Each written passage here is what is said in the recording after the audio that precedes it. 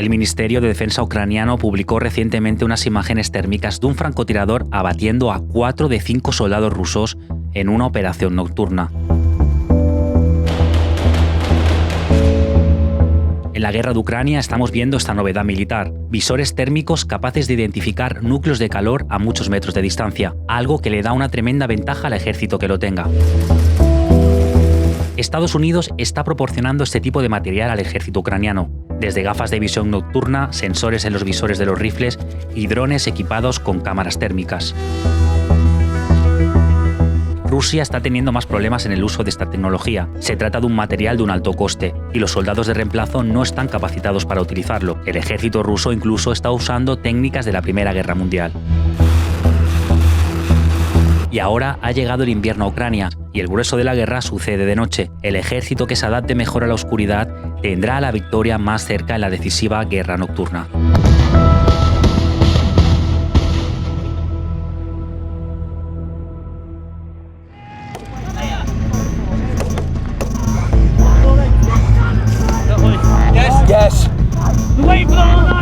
Mira, en la guerra del Golfo, durante la operación Tormenta del Desierto, en el año 1991, el ejército norteamericano utilizó sensores de visión nocturna y fue una grandísima ventaja. Fue la primera vez que se utilizaron de manera masiva. Las defensas iraquianas, al no tener esta tecnología de visión nocturna, estaban al 10% de su capacidad. Tormenta del Desierto fue una campaña rapidísima, porque la superioridad tecnológica de Estados Unidos era abrumadora y la visión nocturna fue definitiva. La diferencia en Ucrania con los anteriores conflictos es el uso de la visión nocturna térmica, cámaras que son capaces de detectar los núcleos de calor que desprenden desde un cuerpo humano hasta un motor de un vehículo. Esto da una grandísima ventaja al ejército ucraniano sobre el ejército ruso, que no tiene esa tecnología tan extendida. Poder identificar a muchos metros de distancia, ¿no?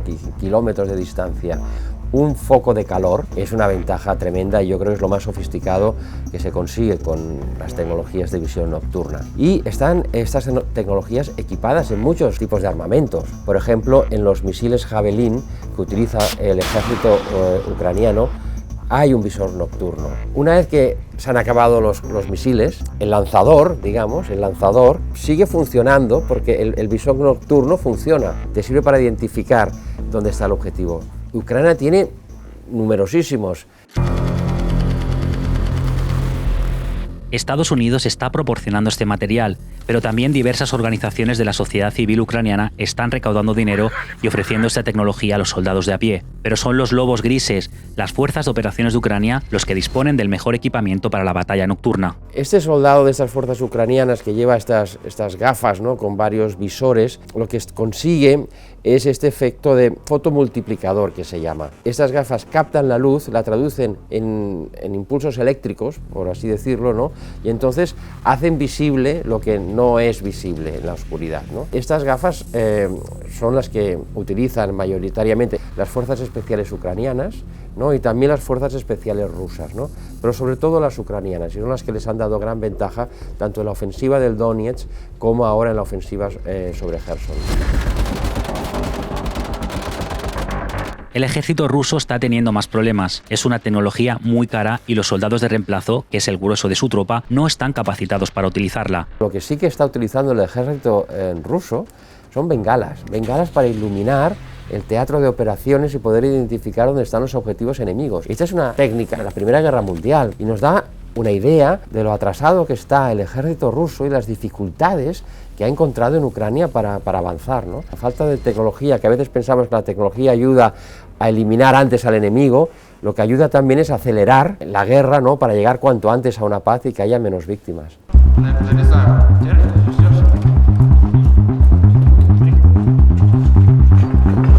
Y ahora en el frente la visión nocturna es fundamental. Con la llegada del invierno, las horas de sol se han reducido y gran parte de la batalla sucede de noche. En Ucrania, durante el invierno, hay aproximadamente unas 9 horas de sol. En verano llegan a haber hasta 15 horas de sol. Entonces, gran parte del día es de noche, a oscuras.